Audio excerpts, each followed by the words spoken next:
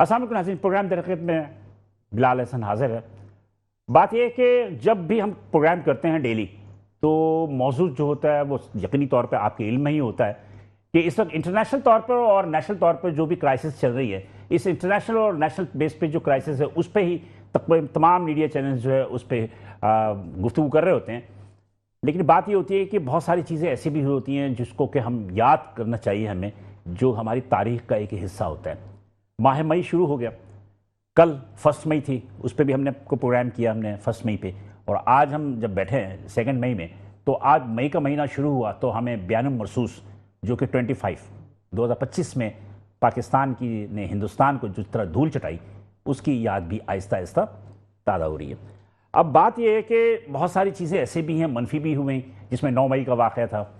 इसी तरह आप बयानुल मरसूस देख लें, मई का वाक़या है। ये मई के महीने में काफ़ी से ज़्यादा जो है वो वाक़यात माजी के सारे, लेकिन आजकल तो कराची की शहरी जो है वो धूप की शिद्दत से इतने बेहाल हैं कि मैं समझता हूँ कि इतनी शिद्दत हर साल हम बैठ के यही करते हैं कि पिछले साल गर्मी कम थी, इस साल गर्मी ज़्यादा है, लेकिन बहरहाल गर्मी है। बहुत सारी चीज़ें ऐसी हैं नाज़रीन जो कि हम ख्वाहिश तो रखते हैं, लेकिन उस ख्वाहिशात को हम पूरा नहीं कर पाते। मिसाल के तौर पे ईरान और अमेरिका की जंग जो थी उसमें सीज़ फायर हो गया। सीज़ फायर के बाद यकीनी तौर पे आपके बिल में भी होगा कि जनाब 22 अप्रैल को दूसरा सेशन होना था, लेकिन वो नहीं हो सका। अगर वो सीज़ फायर का वो सेशन हो जाता या उसके बाद भी जितना भी दूसरा दौर हो जाता, तो पाकिस्तान पर जो मुआशी मुश्किलात हैं, पाकिस्तान क्या खित्ते के दीगर जो जितनी भी तरक्की पज़ीर ममालिक है उनकी मुआशी मुश्किलात में कमी हो सकती थी। लेकिन टिल इस वक्त भी जो है एक गोमुखी की कैफियत है कि मुज़ाकरात तो नहीं हो रहे, दूसरी जानिब जो है जंग भी नहीं हो रही, लेकिन माहौल जंगी है। और पाकिस्तान के अंदर सबसे बड़ी मुश्किलात ये है कि आपने हुर्मुज़ की बंदिश की वजह से जो पेट्रोलियम मसनूआत की दरामदें हैं उसमें कमी होने की वजह से आए दिन जो है वो पेट्रोल की कीमतों में इजाफा हो रहा है। अभी भी आपने देखा होगा कि एक दिन कबल ही मज़ीद 6 रुपये का इजाफा हुआ और पेट्रोल 400 रुपये से ऊपर चला गया। अब बात यह है कि क्या हमारी आवाम भी साबिर और शाकिर है कि जिस दिन पेट्रोल यानी कि जुमे के दिन है, जुमरात के दिन पेट्रोल की कीमतें बढ़ी, तो उनको अंदाज़ा था कि पेट्रोल की कीमतें जुमरात को बढ़ेंगी, तो वो पेट्रोल पंप पर जाके जमा हो गए और पेट्रोल पंप पर लाइन लगा के खड़े हो गए कि जनाब अली सस्ता तेल जो है वो 1 हफ्ते के लिए हासिल कर लिया जाए। इस कौम को अब क्या कहेंगे साबिर शाकिर कि इसने एक लफ्ज़ भी हुकूमत के ख़िलाफ़ नहीं कहा, इसलिए कि हम जानते हैं कि हुकूमत जो भी ऐलानात कर रही है या जो भी उनके अपने पॉलिसी मेकिंग है वो यकीनी तौर पे इंटरनेशनल वाक़यात की वजह से हैं। इसलिए हुकूमत भी ये समझते हुए कि आवाम को तसल्ली भी दे रही है कि जब भी इसमें कमी वाक़ होगी तो हम कम करेंगे। लेकिन इस वक्त सूरत हाल ये है कि 400 रुपये पे पेट्रोल चला गया। पेट्रोल चलने के बाद जो महंगाई की सूरत हाल हुई है वो मेरे ख्याल में मेरे बयान करने की ज़रूरत नहीं है। वो मेरे जो दोस्त भी बैठे हैं स्टूडियो में वो भी जानते हैं, जो आप हमें देख रहे हैं वो भी जानते हैं। लेकिन बात वह है कि क्या आवाम को तो कहा गया कि स्मार्ट लॉकडाउन लगा दें, लग गया भाई, सूबाई सतह पर लग गया, वफाक में भी लग गया। कह लगे सादगी अपनाएं। आवाम ने सादगी अपनाई। क्या सादगी अपनाते? 9 बजे दुकानें बंद होने लगी, 11-12 बजे रेस्टोरेंट बंद होने लगे, 12 बजे वैसे ही मैरिज लॉन बंद होता था। मेरा कहने का मकसद है कि मामूलात में कोई ख़ास फ़र्क तो नहीं आया, लेकिन दूसरी जानिब जो हमारे हुकूमती वज़रा हैं, मुशीरान हैं और जो भी उनके करता धरता हैं, क्या उनमें सादगी आई? क्या आज भी उनके पास 2-2 हज़ार सीसी की गाड़ियों पर चल रहे हैं? वो हाई ऑक्टेन की जहाँ से मिलता है वहाँ पर लाइन सबसे ज़्यादा लगती है हाई ऑक्टेन वगैरह। तो सवाल ये है कि क्या हमारा जो इलीट क्लास है जिसे हम अशारफिया कहते हैं, क्या उन्होंने सादगी अपनाई? क्या हुकूमत ने सादगी अपनाई? क्या सारी मुसीबतें आवाम पे, और आवाम बेचारी जो है वो अपने हुक्मरानों की पे भरोसा करके उनके हर मुतालबे पे, उनकी हर नसीहत पे मन वन अमल करती है। बहरहाल अब ये तमाम सूरत हाल है, लेकिन आज हम इस स्टूडियो में बैठे तो हम यकीनी तौर पे हम बयानुल मरसूस पे भी थोड़े से रोशनी डालेंगे, प्लस जो इंटरनेशनल वाक़यात हैं उसका मज़ीद मुस्तक़बिल में पाकिस्तान पे क्या असरात होंगे, हिंदुस्तान और पाकिस्तान की मज़ीद जंग जो होने की खदशात पाए जाते हैं, क्या मुमकिन है ऐसा होगा? पाकिस्तान और अफ़गानिस्तान के दरमियान जो एक ग़ज़ब लिल हक़ पाकिस्तान की तरफ से एक मुहिम की जा रही है अफ़गानिस्तान पर, अफ़गानिस्तान की जानिब से जो शरंगेज़ी की जा रही है, हमारी बहादुर पाक अफ़वान जिस तरह उसका मुँह तोड़ जवाब दे रही हैं, उस पर भी कुछ गुफ्तगू करेंगे। तो आज इस प्रोग्राम में जिन मेहमानों को मैंने मदऊ किया है या जिन्होंने इस प्रोग्राम को जीनत बख्शा, उनसे पहले मैं आपके तारुफ करवाना चलूँ, उसके बाद फिर हम आगे बढ़ेंगे। मेरे आज पहले मेहमान है जनाब फैज़ान रावत साहब। फैज़ान रावत साहब जब पाकिस्तान पीपल्स पार्टी से ताल्लुक़ है इनका, ये पीपल्स पार्टी के रहनुमा हैं और एक वेल स्पोकन आदमी हैं, अच्छी मालूमात रखते हैं और मैं यकीन करते हैं कि आज फैज़ान रावत साहब हमें मज़ीद जो है कुछ जो मुस्तक़बिल बीनी जिसे कहते हैं, मुस्तक़बिल बीनी, उससे आगाह भी करेंगे। Thank you Faizan Rawat. मेरे दूसरे मेहमान है जनाब सज्जाद ऐवान साहब। सज्जाद ऐवान साहब जो हैं नायब सदर सिंध मरकज़ी मुस्लिम लीग के। सज्जाद ऐवान साहब को आज हम सुनेंगे और कि इनकी भी हालत को देखेंगे कि इनकी अपनी पाकिस्तान की जो पॉलिसीज़ है उस पॉलिसीज़ पे इनकी कितनी निगाह है। थैंक यू सज्जाद साहब। मेरे तीसरे मेहमान है जनाब सरदार सोहेल साहब। सरदार सोहेल साहब अक्सर मेरे प्रोग्राम में आते हैं, एक डिसेंट आदमी है, पाकिस्तान मुस्लिम यूनियन से इनका ताल्लुक़ है और हुक्मरान जमात से इनका ताल्लुक़ है और हुक्मरान जमात की वजह से इन्हें बहुत कड़वी बातें भी सुननी पड़ती हैं और आज भी कुछ कड़वी बातों का इनको जवाब देना है। थैंक यू सरदार सोहेल साहब। बहुत शुक्रिया जी। ये थे तुम्हारे तीनों मेहमान। तो मैं सबसे पहले फैज़ान रावत की तरफ चलता हूँ। फैज़ान रावत साहब, सूबाई हुकूमत आपकी है, पीपल्स पार्टी, मरकज़ में मुस्लिम लीग नून है, आप मुस्लिम लीग नून की इत्तेहादी हैं। मुस्लिम लीग नून की जितनी भी मतलब पॉलिसीज़ हैं, चाहे वह अच्छी हैं या बुरी हैं, उसके ज़िम्मेदार आप भी हैं। आप क्या समझते हैं कि इस वक्त मरकज़ की तरफ से जो पॉलिसीज़ का इजरा किया जा रहा है वो पॉलिसीज़ बेहतर हैं या उसमें कुछ कमी है? बहुत शुक्रिया बिलाल भाई, आपने अपने प्रोग्राम में मदऊ किया और जैसे कि आपने अपने प्रोग्राम का आगाज़ किया 9 मई 2025 के जंग के हवाले से, तो ये वो जंग थी जिसने पाकिस्तान की दुनिया में मकाम को चेंज कर दिया। ये the war which changes everything. बिल्कुल सही। उसके बाद आपने देखा कि अभी जो ईरान वाला वाक़या हुआ, इसमें पाकिस्तान को ईरान भी हर तरह से एक्सेप्ट करता है और अमेरिका भी एक्सेप्ट करता है कि जो खिदमात जो आर्मी चीफ और जो बाकी कमेटी इसके लिए कर रही है। अब दूसरी बात आपने ये की कि पेट्रोल बढ़ रहा है, दूसरी चीज़ें पेट्रोल मतलब हुकूमत जो भी काम कर रही है उसमें आप इत्तेहादी हैं? देखिए, इत्तेहादी ज़रूर हैं, लेकिन हो सकता है कि बहुत सारी चीज़ों में हम उनसे इख्तलाफ राय रखते हो, लेकिन ये इख्तलाफ का वक्त नहीं है ना जब इस तरह के मामलात और हालात मतलब इज्तिहाद कर लिया है हमने, सब नहीं किए। देखें, सब ने मिलके हमने पाकिस्तान को मुश्किल से निकालना है ना। आप देखें कि इंटरनेशनल रेट्स पे जो एनर्जी क्राइसिस इस वक्त है उस पर किसी का कोई इख्तियार नहीं है। हाँ, आज कोई बयान अमेरिका से दागा जाता है और मार्केट एकदम चेंज हो जाती है और $125 $130 पर बैरल पर भी चला गया है। वज़ीर आज़म साहब ने तो मैंने देखा कि उन्होंने लेवी जो डीजल की लेवी है वो भी जीरो कर दी थी, अभी उन्होंने कोई बढ़ा दी है। तो कोशिश कर रहे हैं कि वो भी लेवी इसलिए बढ़ाते हैं कि अब IMF के प्रोग्राम में IMF बिल्कुल और तमाम सूबों से डिस्कशन हुई, PM साहब की और CM साहब भी मौजूद थे। तो CM साहब के पास हम जब मीटिंग में गए थे तो उन्होंने बताया कि यार तमाम सूबों के लिए डिसाइड हो गया, कुछ टाइमिंग के सोल्यूशन डिसाइड हुए, लेकिन हमने यहाँ पर ताजिरों से मिलकर डिसाइड किया। हमने तमाम ताजिरों को मदऊ किया, उनसे डिसाइड किया। पूरे पाकिस्तान के ताजिर इस बात की तारीफ करते हैं। बिल्कुल, हमने खास तौर पे हमने CM मुराद अली साहब ने सबको इनवाइट किया, मार्केट के लोगों को भी, शादी हॉल एसोसिएशन को भी, रेस्टोरेंट एसोसिएशन को भी, सबको, और सबकी सुनने के बाद उन मुत्तफिका फैसला ये किया गया कि 9 बजे और 11 बजे और 12 बजे इस तरह हमने उसको डिवाइड किया। अब कहने की बात यह है कि आप पहली दफ़ा देख रहे होंगे कि इस दफ़ा जो है वो ज़्यादा शोर शराबा नहीं है ताजिरों की तरफ से या किसी की। शोर शराबा तो है, देखिए वो तो अपने पॉइंट, शोर शराबा तो है भाई, आप कैसे कह रहे नहीं है। लेकिन रात 9 बजे सब बंद हो जाता है ना, रात 9 बजे तो मेरे ख्याल से टाइम ठीक है और उनके कहने पे रखा गया, ठीक है ना। पहले 10 बजे होता था, लेकिन बहरहाल दुकानदारों से ज्यादा जो रेस्टोरेंट वालों रेस्टोरेंट वालों का तो हमेशा से, मैं खुद भी रेस्टोरेंट इंडस्ट्री से हूँ, सारी चीज़ें हैं। रेस्टोरेंट वालों को तो आपको पता ही है कि हमारे यहाँ लोगों का एक रुझान है कि रात 10 बजे के बाद ही लोग अमूमन खाना खाने के लिए निकलते हैं। फिर जो थोड़ा बहुत ट्रैफिक का हाल होता है, चीज़ें होती हैं, 11 बजे पहुँचते हैं, तो उनको 12 बजे का टाइम दिया गया। जो अब लोगों को चाहिए कि वो थोड़ा सा इसमें कॉपरेट करें और 1-2 घंटे पहले अपने कामों को हल करें। अब रात 12 बजे आई थिंक सबसे बड़ा जो उनका डिलीवरी ऑन रखी है 24। मुतालबा ये है कि देखिए बात उनकी बात वही है कि मेरी बात हुई ताजिरों से, उनका कहना ये है कि गैस घर में आती नहीं है, गैस घर में आती नहीं है, खाना पक नहीं पाता, लोग होटलों का रुख करते हैं, लेकिन होटल्स जितने भी हैं 11:30 बजे 11 आपने टाइम दिया 12 बजे तक बंद हो जाते हैं। लोगों को एक परेशानी है देखिए हमारी ठीक जो है। माजी की पॉलिसीज रही है ना गैस के हवाले से कि हमने लाइनों में गैस दी, सप्लाई की, फिर वो गैस चोरी हुई, ये तो पूरी दुनिया में सिलेंडर में गैस सप्लाई होती है, सिलेंडर्स में ही मिलती है, जिससे चोरी भी बचती है।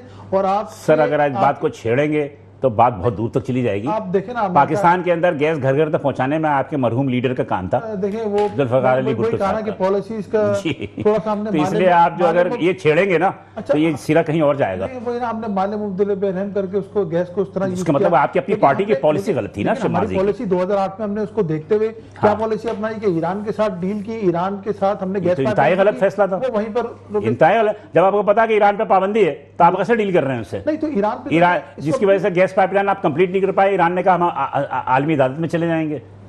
नहीं तो फिर उसके बाद हमने तो अपने दौर में तो जब डॉक्टर आसिम पेट्रोलियम के मिनिस्टर थे, उन्होंने उस वक्त भी काफ़ी ज़्यादा चीज़ों पे कोशिश की कि इनके रेट्स इन्हांस करके दोबारा से इसको डिगिंग स्टार्ट की जाए और दोबारा से किसको जब भी इस चीज़ के लिए गैस के ज़खायर लेने के गैस के ज़खायर बढ़ाने के लिए दोबारा से टेंडर रेट हुआ था ना, जिसपे इसमें कहा गया कि थोड़े से रेट बढ़ाए जाए, तो रेट बढ़ा दी जाती तो हम इतनी महंगी हम गलत पड़ती। आप गलत समझने जा रहे हैं। आप ये इसलिए कि टाइम भी एक महदूद होता है, इसलिए गलत टाइम पे आप जा रहे हैं। सिंपल सी बात यह है कि क्या सूबाई हुकूमत की इतनी पॉलिसीज जो है वो बेहतर है, चाहे कराची के हवाले से हो चाहे मुल्क के हवाले से? देखिए सूबाई हुकूमत की जितनी पॉलिसीज हैं वो वाक़यात और हालात को देखते हुए आपके सामने इस वक्त चल रहे हैं कि उसको उसी हिसाब से किया जाए। दूसरी चीज़ ये कि जो वफाकी गवर्नमेंट काम कर रही है वो भी इस वक्त जो जंगी हालात हैं पूरी दुनिया में जिस किस्म के हालात हैं, हम बहुत अच्छे हैं दूसरों से। आप देख लें, इंडिया देख लें, दूसरे ममालिक देख लें, इवन अमेरिका और दूसरे मुल्कों को देख लें जहाँ पर जंग बहुत दूर है उनसे, पूरे यूरोप को मेरा ख्याल है कि वहाँ पर ज़्यादा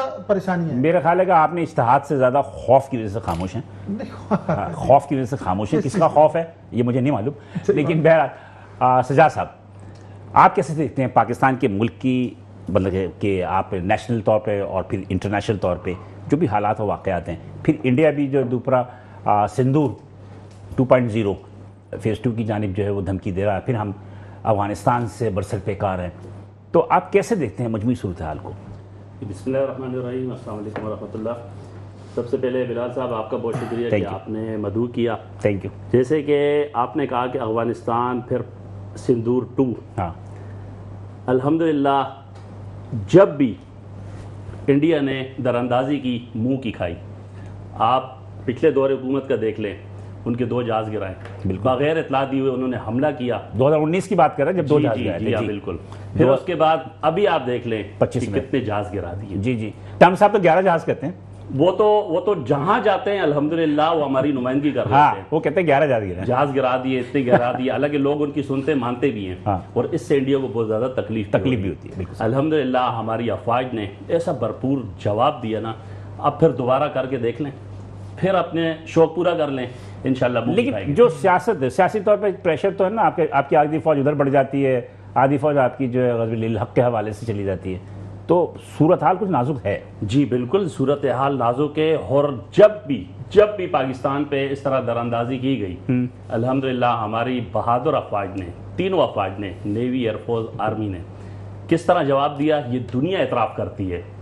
बेशक जब हमारे शाहीनों ने उनके राफेल गिराए तो दुनिया के अखबारात, दुनिया का मीडिया कह रहा था कि ये फजाओं के शहंशाह हैं। नहीं, फजाओं के अलावा बाकी लोग तो तस्लीम करने को तैयार नहीं थे कि राफेल भी गिर सकता है। सर तस्लीम देखें, जब 2019 में इंडिया ने हमला किया तो उस वक्त आपको याद होगा मोदी साहब क्या फरमाते थे कि हमारे पास राफेल होते तो हमारी ये हालत नहीं होती। जी बिल्कुल। लेकिन जब अब तो राफेल भी आ गए, राफेल को गिराए, उसकी मार्केट भी गिरी, S-400 भी गए, फिर इसराइल के ड्रोन्स भी गए। देखें ना आप, क्या क्या तमाम दुनिया का कुफर मिलके पाकिस्तान पर हमला आवर हुआ। लेकिन अल्हम्दुलिल्लाह हमारी बहादुर अफवाज ने कितना जबरदस्त उनको जवाब दिया। बेशक। अच्छा, ज़रब-ए हक की बात कर रहे हैं आप, अल्हम्दुलिल्लाह मैंने ये देखा है कि जब भी अफगानिस्तान से दरअंदाजी होती है मासूम लोगों को, आप देखें मसाजिद में कौन लोग जाते हैं?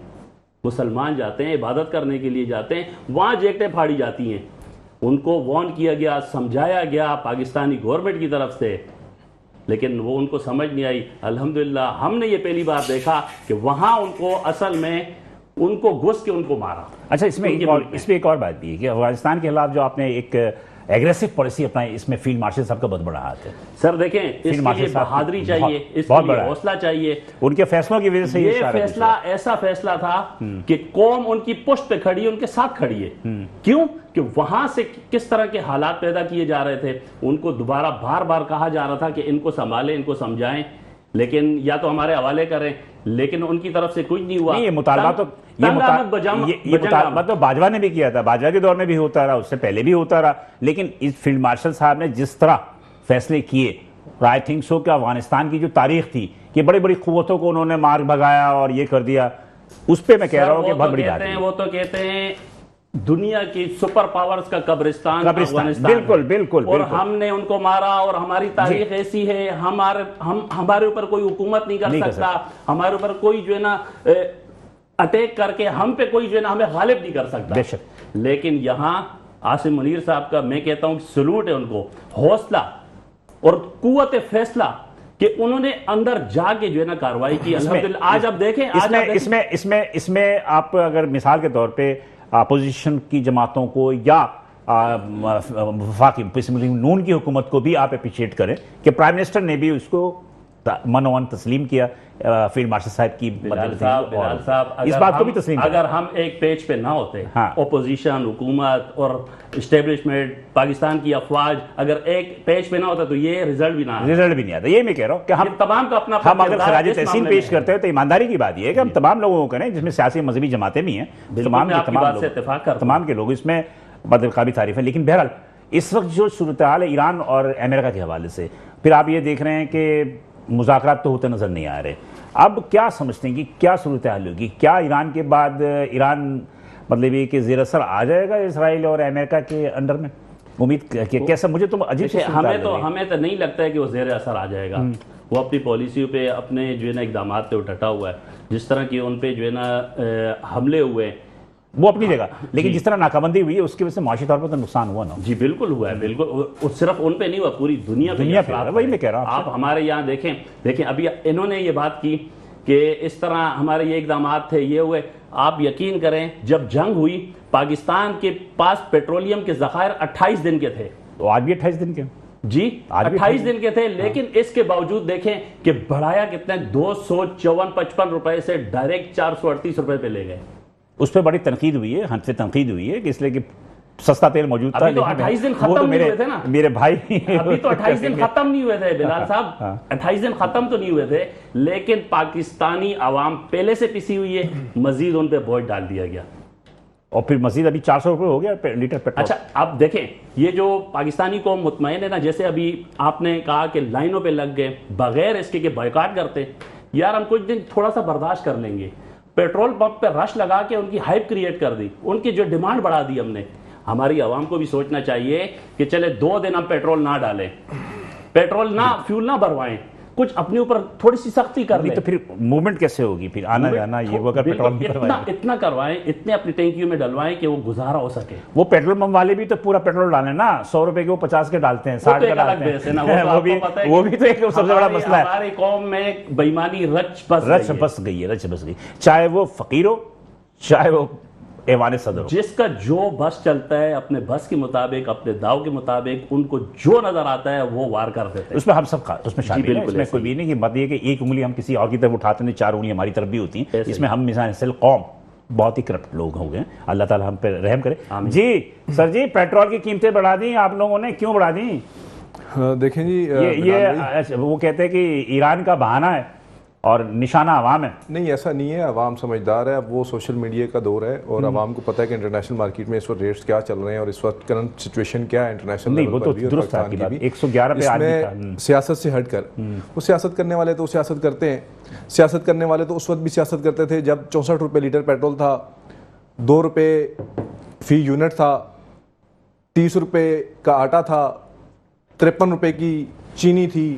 उस वक्त भी सिविल नाफरमानी की तहरीकें चलाई गई, उस वक्त भी बिल जलाए गए। तो हमने बेसिकली बुनियाद ये देखनी है कि आज अगर पाकिस्तान इस दलदल में फंसा हुआ है, आज अगर ये अवाम इस महंगाई की चक्की में पिस रही है, तो उसकी बुनियाद क्या है?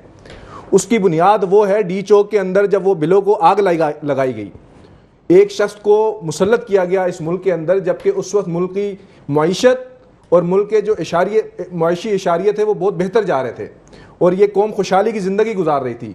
हमने दहशतगर्दी को उस वक्त शिकस्त दी, हमने जो अंधेरों से निकल के हम रोशनियों की तरफ आ रहे थे, हम सी पैक लाए जो गेम चेंजर था।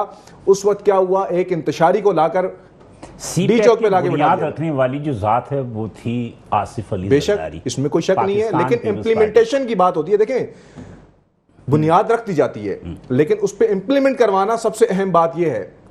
इंप्लीमेंटेशन उस वक्त हुई, मुल्क बेहतर सिंध में रमा हो गया। आपने ये देखा कि उस वक्त 2015 में IMF को गुड बाय कर दिया था हमने, लेकिन फिर एक इंतशारी को लाके डी चौक पे बिठा दिया गया, बिजली के बिल जला दिए गए, सिविल नाफरमानी की तहरीक शुरू की गई। उस वक्त तो आवाम खुशहाली की जिंदगी जी रही थी, आप उसका जिक्र क्यों नहीं करते?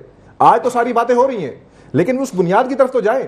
आज इंटरनेशनल मार्केट के अंदर ऑयल की प्राइसेस क्या हैं ये चेक करें। आज आपके पास तो, आप हिंदुस्तान में देखें, बाकी दुनिया में देखें, वहां पेट्रोल मिल ही नहीं रहा, नायाब हुआ है, गैस मिल ही नहीं रही। आपके मुल्क में तो शुक्र अल्हम्दुलिल्लाह कि आपकी हुकूमत की बेहतर और बरवक्त पॉलिसीज की वजह से जो है ना, आपको पेट्रोल भी मुयस्सर है, आपको गैस भी मुयस्सर है, आपको बिजली भी मुयस्सर है।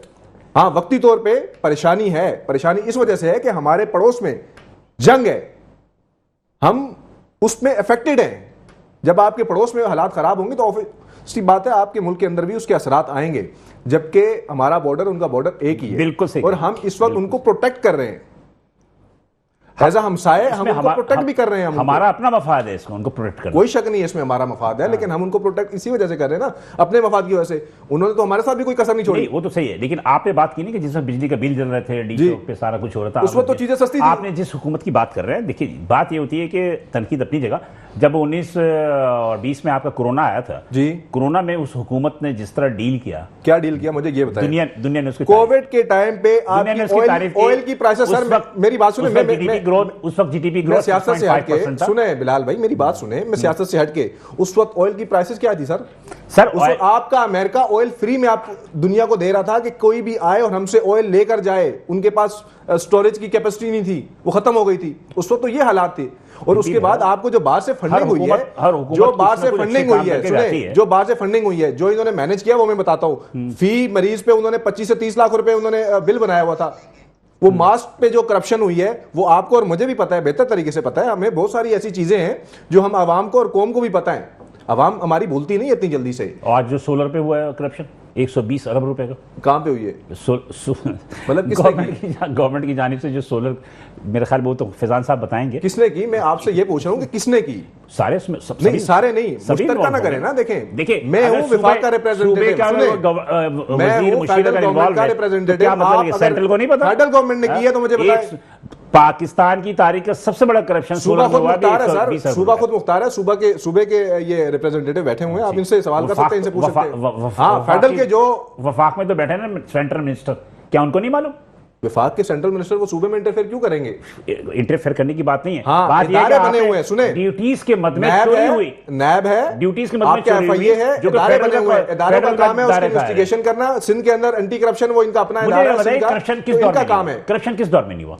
करप्शन हर दौर में हुई है। किस दौर में नहीं हुआ? हर दौर में हुई, हर दौर में हुई है। और मेरा ख्याल है कि कोई ऐसा दौर नहीं है, चाहे वो एक वो दौर गुजरा, सुने, आपके सिविल हुकूमत, एक वो दौर गुजरा जिसमें फरागोगी और पिंकी करप्शन इंतहाई उरूज पर थी। उसकी एक मिसालें आज भी मौजूद है और वो तारीख के सुनहरे अल्फाजों में देखी गई हैं। पकड़ते क्यों नहीं पिंकी को? जी, क्यों नहीं पकड़ते? पिंकी को पकड़ा हुआ है ना, अंदर ही है। कहाँ है? जेल में। कहाँ? पिंकी पीरनी की बात कर रहा हूँ मैं, पिंकी पीरनी की बात नहीं कर रहा, फरागोगी यहाँ पर मौजूद नहीं है ना, यहाँ पर मौजूद नहीं है। नहीं, आप दुनिया से, अमेरिका से लोगों को मंगवा लेते हैं। कौन से अमेरिका से मंगवाए? मिसाल दे रहा हूँ कि इंटरपोल के जरिए मंगवा लेते हैं, तो आपने फरागोगी को गिरफ्तार क्यों नहीं किया? केसेस तो यहाँ है, मुल्क के अंदर केसेस तो चल रहे हैं जनाब। फरागोगी को पकड़ ले, दूध का दूध पानी का पानी हो जाएगा। गवर्नमेंट आपकी है, गवर्नमेंट तो आपकी है, वो इदारों का काम है, वो इदारों पर आ गई सारी। अदारों को आप कहते हो तो वही इन्वेस्टिगेट कौन करता है? नहीं, ऐसा नहीं है, इन्वेस्टिगेट कौन करता है? इदारों का काम है, वो हुकूमत तो आके बराह रास्त नहीं कर सकती। हुकूमत के पास अगर कोई सबूत आता है या कोई दरख्वास्त आती है या कोई किसी भी किस्म के कोई, तो हुकूमत फरागोगी के खिलाफ तो सबूतों के अंबार हैं। फिर आप क्यों कह रहे हैं कि करप्शन नहीं हुई? मैं वही कह रहा हूं कि उस दौर की जो करप्शन है वो सुनहरे में लिखी जाएगी कि फरागोगी को आप पकड़ ले, इलेक्शन है पंजाब की तारीख की सारे के सारे दूध का दूध पानी का पानी हो जाएगा। आप फरागोगी को पकड़ ले। उस्मान बुज़दार की करप्शन तारीख के सुनहरे अल्फाजों में लिखी हुई है। तो वो भी तो पाकिस्तान के अंदर है ना, वो भी पाकिस्तान के अंदर ही है, उसको भी पकड़ ले। उसको जो पकड़ के उनके सरपरस्त थे हमने उनको पकड़ा हुआ है, वो तो छोटे आगे मोहरे थे, हमने जो उनके सरपरस्त थे और उनको पकड़ा हुआ है और वो सजा भुगत रहे। ऐसा मतलब ये है कि सिंपल सी बात ये है कि हम इस सजा देते हैं, वो अपनी बात है कि किस तरह देते हैं सजा, आपको भी पता है, मुझे भी पता है, लेकिन सवाल ये पैदा होता है कि ये तारीख का हिस्सा है कि जिसने बड़ी करप्शन की जी वो छूट गया, जिस बेचारे ने खीरे की चोरी की उसको पकड़ लिया गया। ये हमारे हर 78 ईयर्स के कंट्रीज के जो मुल्क की तारीख है उसमें हमने यही देखा कि हीरे की चोरी करने वाला नहीं पकड़ा जाता, खीरे की हीरे वाले पकड़ी हुई है। चले जी, हीरे की अंगूठी वाले पकड़े हुए हैं, ये मिसाल गलत साबित हो गई। नहीं, मतलब कि हीरे की जो चोरी की थी वो अंगूठी वाले पकड़ने की बात करते हैं तो उसमें बहुत सारे नाम आएंगे, फैजान रावत साहब भी गुस्से हो जाएंगे, नाराज हो जाएंगे, इसलिए मैं नाम नहीं चाह रहा कि अगर आप तोशाखाने की बात करते हैं तो तोशाखाने से किसने हाथ नहीं धोया, ऐसा ही है, ठीक है जी, छोड़ दें रूल है उस पे। मरियम नवाज भी इसमें इन्वॉल्व है, उस पे आप नेक्स्ट सवाल कर लें तो मैं उसको BMW की गाड़ी के हवाले तरीके के साथ आपको जवाब दे दूंगा। नाज़िर, बात यह है कि हम जिसमें भी हम क्या कहते हैं उसको कि कुरे देंगे माजी को तो यकीनी तौर पे जो है हमारा दिल दुखेगा, लेकिन भैया हम अच्छी अच्छी गुफ्तगू करेंगे मुस्तकबिल के हवाले से, लेकिन यहाँ पे छोटा सा ब्रेक लूंगा, ब्रेक के बाद दोबारा हाजिर होते हैं, साथ रहिएगा। वेलकम नाज़रीन, प्रोग्राम तरीके हम दोबारा हाजिर हैं। नाज़रीन, जैसा कि हम सब जानते हैं कि हमारे तीनों दोस्त मुहब्बे वतन पाकिस्तानी हैं, मुहब्बे वतन पाकिस्तानी जो हैं तमाम लोग, उसमें हमारे जो मेहमान बैठे हैं यहाँ पर मुख्तलिफ जमाती जमातों से उनका ताल्लुक़ है, लेकिन बहरहाल इख्तलाफात हो सकते हैं, सोच के इख्तलाफात हो सकते हैं, लेकिन बहरहाल हुब्बुल वतनी में किसी की कोई भी कमी नहीं है। बात यह है फैज़ान साहब, तोशाखाना को उन्होंने छेड़ दिया, आप भी माशाल्लाह काफ़ी पुराने मतलब की सियासत में हैं, मुझे ये बताइए कि क्या पाकिस्तान की तारीख में कोई ऐसी हुकूमत गुजरी जिसने करप्शन ना की हो? जिसके दौर में प्राइम मिनिस्टर ने ना किया, लेकिन उनके दौर में करप्शन की स्कैंडल आया। देखिए वो हटा के हाँ चाहे वो सियासी दौर हो चाहे वो गैर सियासी दौर हो, उन सब में जिसका जहाँ पर लगा उसने वहाँ पर वो काम किया। लीडर की मर्जी ना हो, लीडर को पता ना हो, वो एक अलग चीज है, लेकिन जहाँ तक करप्शन होती है उसको देखना चाहिए, उसके लिए इदारे मौजूद हैं, लेकिन इदारों के अंदर भी ऐसा नहीं होना कि इदारों की वजह से आज सुनने में आता है या 2 साल पहले सुनने में आता है वज़ीर आज़म भी शिकायत करते हैं कि जब भी कोई स्कीम निकालते हैं या कोई काम करते हैं। मैं एक क्वेश्चन देता हूं, आपको साथ में ला लीजिएगा। अगर आप ये कहते हैं कि जनाब लीडरों को नहीं पता करप्शन हुई है, अब सुबह कराची के साथ सूरत हाल है और कराची की जो सिस्टम और आज ही एक खातून खड़ी है, उनका नाम है मैडम पिंकी, और वो मंशियात फरोशी में इन्वॉल्व थी और उनका गिरफ्तार किया गया, किस तरह वो काम करती थी, किस तरह वो मतलब ये कि सप्लाई करती थी, दुनिया को पता है। देखिए जी, बात ये है कि अगर करप्शन की बात करें तो चलिए आप कराची के हालात की तरफ देख लें कि कराची के अंदर जो सरकारी इदारे काम कर रहे हैं, जो नहीं कर रहे, करना चाहिए, क्या वहाँ करप्शन नहीं हो रही?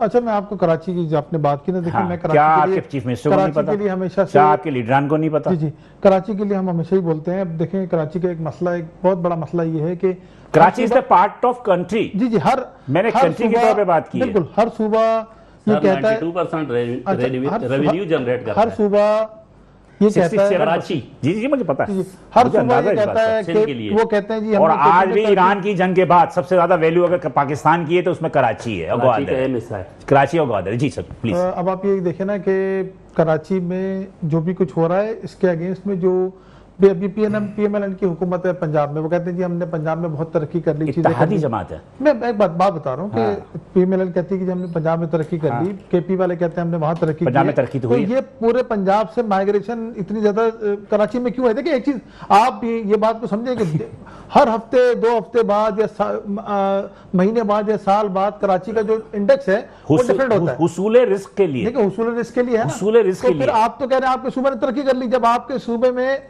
सूबे में आप तमाम लोगों को जो बेरोजगार 12 करोड़ की आबादी भेजेंगे, 12 से 13 करोड़ की आबादी, आपकी आधी आबादी पंजाब में है, तो सवाल ही पैदा होता है कि वो कुछ भी कर लें, उसका रकबा कितना है, कितने शहर है उसके अंदर, आप कुछ भी कर लें, लेकिन बजट भी तो बजट भी है। वो वहां से उन्होंने लोगों को NSA अवार्ड में उनको मिलता है, उनको सबसे मिलता है, आबादी के हिसाब से मिलता है। लेकिन देखिए ये बात तय कर लें कि देखिए मतलब ये हम कहते हैं, हम सब पे हंसते तनकीद बनाते हैं, पंजाब ने तरक्की की है, और मरीम नवाज शरीफ के आने के बाद इसमें कोई शक नहीं है, इसमें कोई भी मतलब कि लगी लपटी नहीं है कि जनाब तरक्की नहीं की। सर कराची के मुकाबले में बेहतर है। कराची नहीं, मैं कहता पाकिस्तान के पूरे सूबे के मुकाबले में।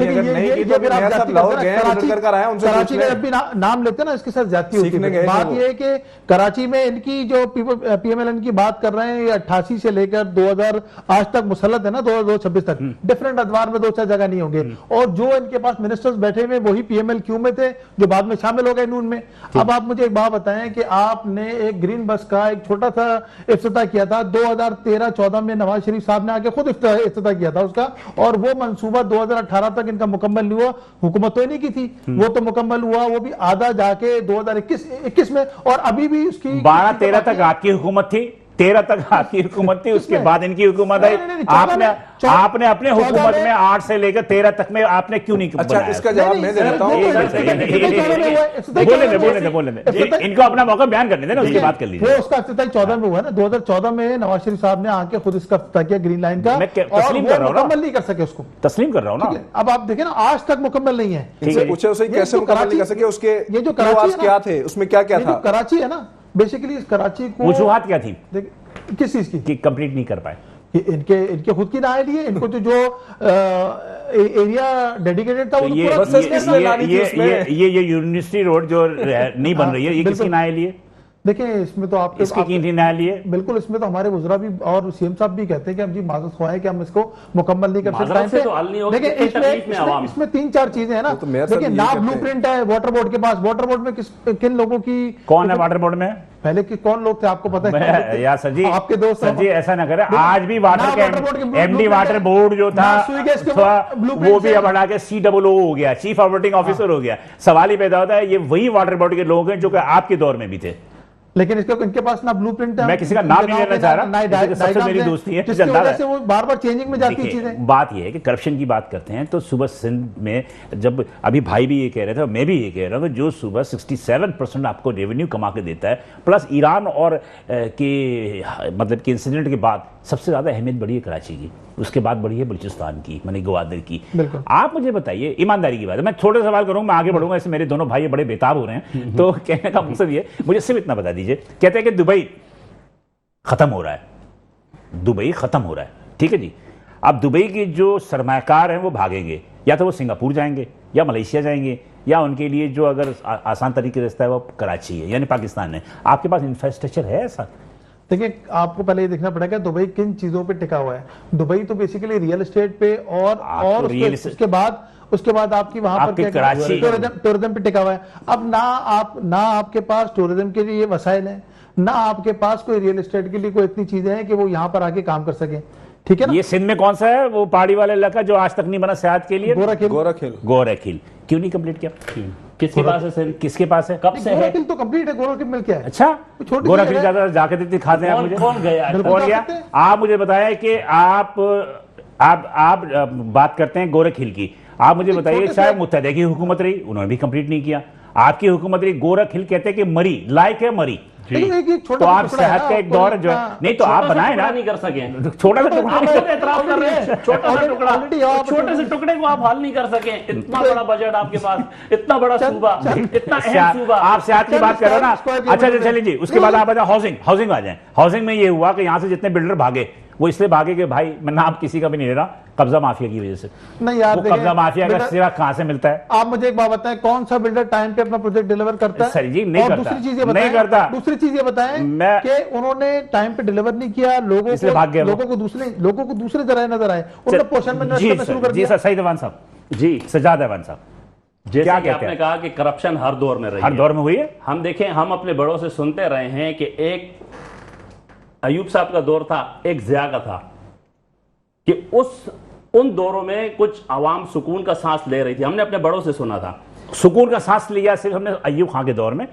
ज़ियाउल हक साहब के दौर में अफगान की जंग छिड़ी चुकी जी बिल्कुल, क्राइसिस में था। लेकिन ज़ियाउल हक शहीद साहब, जो ज़ियाउल हक शहीद था, उन पे एक इल्जाम ये है कि 79 के बाद पाकिस्तान के अंदर क्लाशनकोव कल्चर और हीरोइन कल्चर आम हो गया। उसके बाद जब हमने अफगान महाजरीन को वहां पाबंद करने की बजाय, पिशावर में पाबंद करने की बजाय, हमने सिंध भेज दिया, कराची तक पहुंच गए। बिलाल साहब, जब हमने होश संभालना शुरू किया, कुछ समझ आनी शुरू हुई, नवाज शरीफ साहब आए, बेनजीर साहब आई, फिर नवाज शरीफ आए, फिर बेनजीर साहिबा पीपल की गवर्नमेंट ठीक है, आई, वो तो चल रहा था, फिर समीउल्लाह मुशर्रफ कलीमुल्लाह साहब चल रहा आए, था। फिर जो है ना पीपल्स पार्टी की आई 2008 में, फिर 13 में नवाज शरीफ साहब की। हम यही देख रहे हैं, एक अरसे दराज से इनकी ही गवर्नमेंट रही है। इसकी वजूहत आप लोगों की नाइली है, ठीक है, हमारी सियासी अच्छा, जमातों की नाइली है। आपने कहा आप corruption- अगर बारी वो ले रहे हैं, उस वक्त इनके जमहूरियत जो है ना वो कुफर था। हाँ। उस वक्त इनके यहाँ जमहूरी निज़ाम के खिलाफ थे ये लोग। मैं आपको ये भी बताता किस दौर की चलूं, बात कर रहे हो? ये जिस दौर की ये बात कर रहे हैं ना, उस वक्त ये इनके फतवे मौजूद हैं कि जी ये कुफर का निज़ाम है, ये जमहूरी निज़ाम है, ये कुफर का निज़ाम है। उस वक्त ये जमहूरियत में नहीं थे, ये अभी आए हैं। उस वक्त ये सियासी नहीं मेरे थे, इल्म में नहीं है भाई। उस वक्त ये सियासी नहीं थे, मेरे इल्म अच्छा, में है। बिलाल साहब मैं इससे ये पूछता हूँ, एक गटर का ढकना लगाने के लिए आपको सियासत में आना पड़ता है, 10-10 दिन मिन्नतें करनी पड़ती है काउंसलर को। एक मामूली सी चीज है गटर का ढकना लगाने के लिए, सही कह रहे। तो फिर भाई हम देखें, जब तक अच्छे लोग नहीं आएंगे बुरे लोगों की छुट्टी कैसे होगी? तो आप ताने और दें, आप कुछ यकीन भी करें, करें, जब ये आप- कुफर के आप फतवे यकीन देते करें, बहुत लोग अच्छे थे। आप बहुत अच्छे लोग हैं, लेकिन वो काम नहीं कर पा रहे। देखिए, आपने कहा करप्शन की बात ना, हाँ। करप्शन कब नहीं हुई? मैं आपको एक छोटी सी मिसाल दूं। रिसेंटली मेयर कराची मुर्तजा वाब साहब ने रेनोवेशन की है नेटी जटी पुल, जिना पुल की, जी जी, ठीक है जी। उन्होंने खुद कहा 60 करोड़ रुपए रेनोवेशन में लगाए। मैं गारंटी से, अच्छा उन्होंने पता है एक बात की, आप नोट कीजिएगा, 600 एक्सपेंशन जी जो पुल के बीच जी में जी, जोड़ जोड़ होता है, जी जोड़ जी जो होते हैं, जी जी। सर मैंने खुद देखे 32 भी नहीं है। मेरा इलाका है केमाड़ी में, हम भी वहां से गुजरते हैं, हमें पता है। सर आप नोट कर लीजिएगा, आप गिनिएगा, हमने प्रूफ के साथ वीडियोस दी हैं, मेरी वीडियो आई है। मतलब आप ये कह रहे हैं सर, कि मैं मुबालगा कहता हूं, आराई की जाएगी। 5 लाख रुपए से लेकर 10 लाख रुपए भी नहीं लगे। जो पोल्स पे जो वो फैंसी लाइटें लगाई है ना, 97% काम करना छोड़ गई हैं। 60 करोड़ वो कह रहे हैं, मैं कहता हूं, मैं चैलेंज करता हूं, 5 से 10 लाख रुपए भी नहीं लगे। ये करप्शन, एक देखिए ये छोटी सी चीज है। अभी रिसेंटली कल हमारे हल्के के PS 115 के जो आसिफ खान साहब है, उनके खिलाफ एक स्लिप वायरल हुई है सोशल मीडिया पे टैंकर की, कि ये तो जो है ना, ये तो अभी इनको टैंकर मिल रहे हैं, लोगों को तो पता ही नहीं है। फिर इनके लियाकत अस्कानी साहब है, उनके मुताबिक हमारे इलाके के लोग वफद की सूरत में गए अपना मसला लेके, बात आई पानी पे, तो लियाकत अस्कानी साहब क्या फरमाते हैं, भाई आपके केमाड़ी के जो MP हैं आसिफ खान साहब को हम 50,000 से लेकर 60,000 गैलन योमिया देते हैं, आप उनसे लेना। तो उन्होंने कहा, वहां के रिहायशियों ने कहा कि ना मसाजिद को मिल रहा है, ना आबादी को मिल रहा है, और ना मदारिस को मिल रहा है। मजाल है जो एक टैंकर भी किसी आवाम के लिए हमने देखा हो, मस्जिद के लिए देखा हो, मदारिस के लिए देखा हो।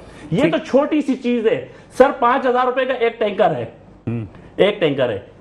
60 टैंकर को आप लगाए, 3 लाख रुपए डेली बनते हैं, 3 लाख डेली बनते हैं, तो महीने के 90 लाख, 1 करोड़। ये कम मैं आपको थोड़ा अमाउंट बता रहा हूं। तो ये मतलब वो अकेले कर रहे होंगे? सर मिलके पूरा सिस्टम है, सिस्टम सब है। बंदर बांट है। वही तो मैं कह रहा हूँ, सिस्टम है। सिस्टम देखिए, पंजाब में भी सिस्टम है। पंजाब में भी ये नहीं है कि जनाब अली के वहां पर दूध की नहरें बह रही हैं, जी। ये बात नहीं है। सिस्टम वहां पे भी है, सिस्टम बलूचिस्तान में भी। आज सर, आज बलूचिस्तान ने तरक्की नहीं की तो उनके अपने लोगों की वजह से तरक्की सर मैं नहीं की। पिछले साल अपनी फैमिली के साथ गया हूं, केपी ये में- मैं एतराफ करता हूं। केपी में भी सिस्टम है। सुनिए, मैं ये एतराफ करता हूं, पहले हम सखर तक सफर करते थे, दिल से जो बदवाएं निकलती थी, फिर मोटरवे पे चढ़ जाते थे, तो 5 साल पहले की बात कर रहा हूं, तो सुकून का सांस लेते थे। इस बार मैं पिछले साल गया हूं, सादकाबाद तक, पंजाब के बॉर्डर तक एक टेंशन थी, क्योंकि कच्चे का इलाका था। हाँ, वो डाकू की वजह ठीक है सर, फिर वहां जब मैं पंजाब में गया हूं, फिर सुकून का सांस नहीं, आप ये गलत कह रहे हैं।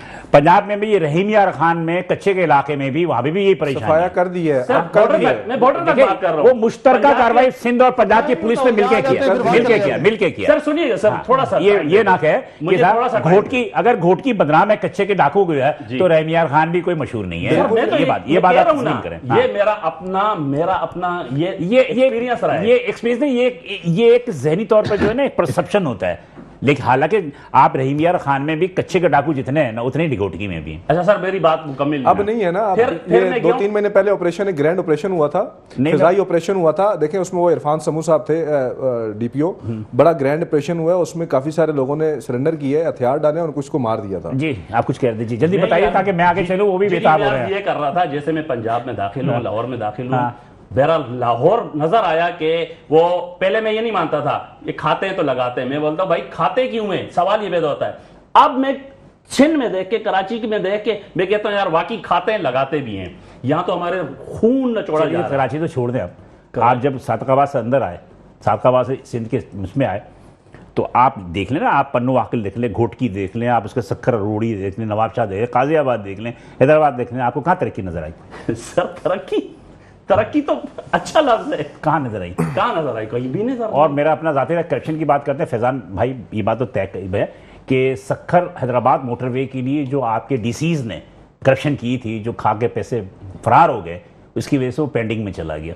ये बात तो तय है ना, ये है ना। मैं अपने भाई से देखे, मेयर इनका है, ठीक है ना। मैंने अभी जो हुकूमत इनकी है, फैजान साहब हो सकता है कुछ अर्से के बाद वजीर भी बन जाए। जो बात की है ना, जिना पुल की बात की, दलील के साथ मुझे समझा दें।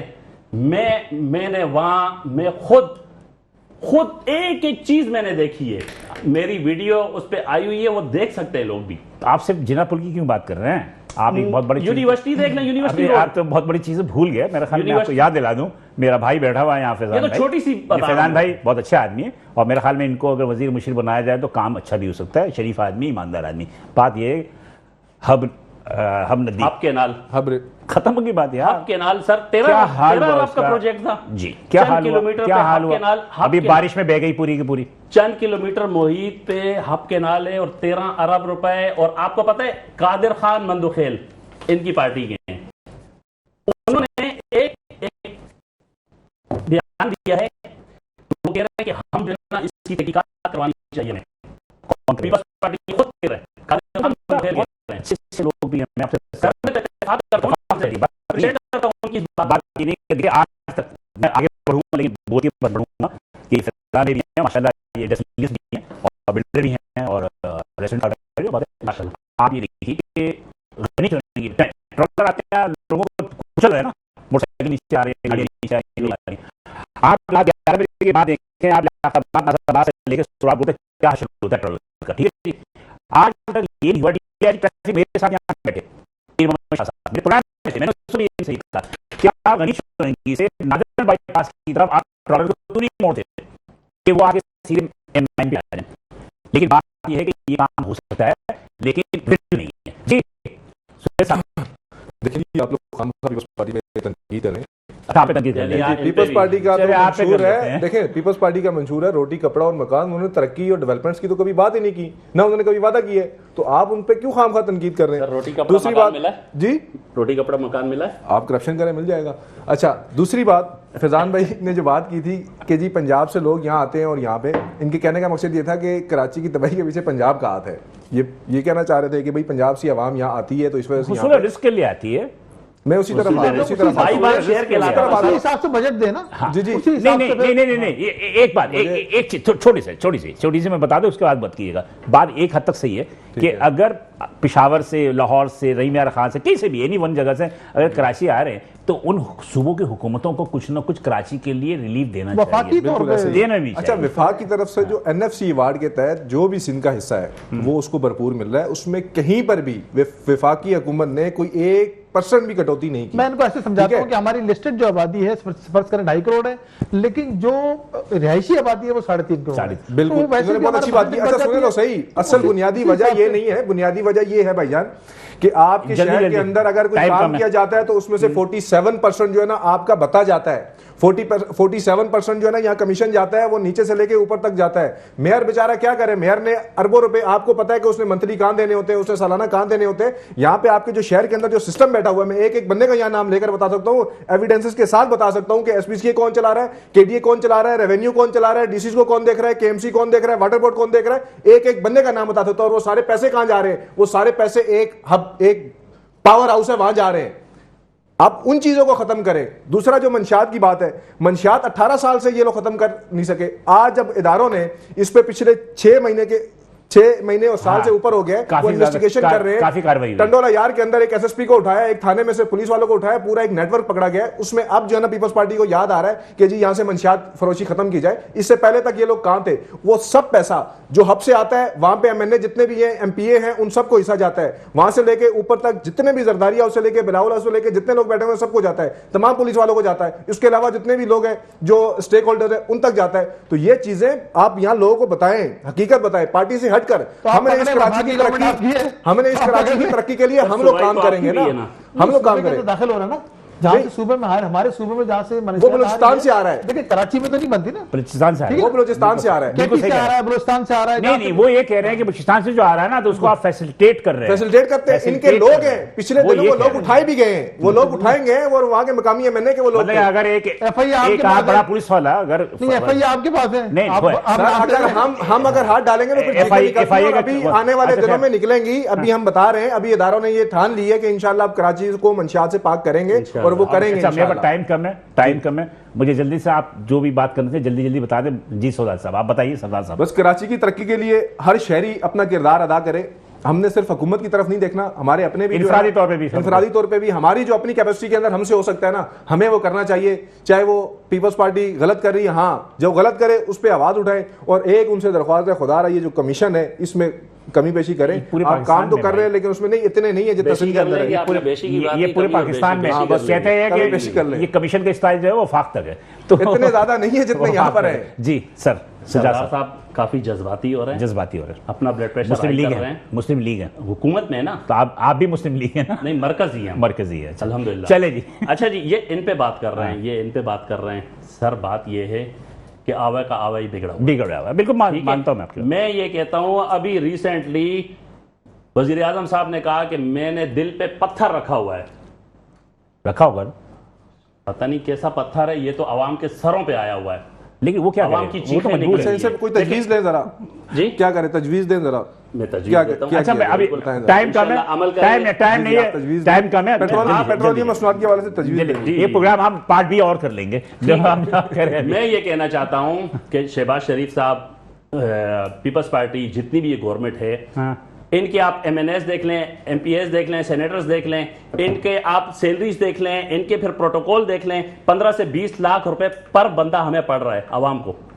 अच्छा, ठीक है जी, मेरा ये कहना है कि शहबाज शरीफ साहब, आप दिल पे पत्थर ना रखें, आप ये तमाम मराहत खत्म कर दें। सबसे पहले तो भतीजी के तैयारा बिकवाया सर ना। तमाम चीजें तो खत्म जल्दी कर दें। एक मिनट दीजिएगा, जल्दी। मुझे एक मिनट दीजिएगा।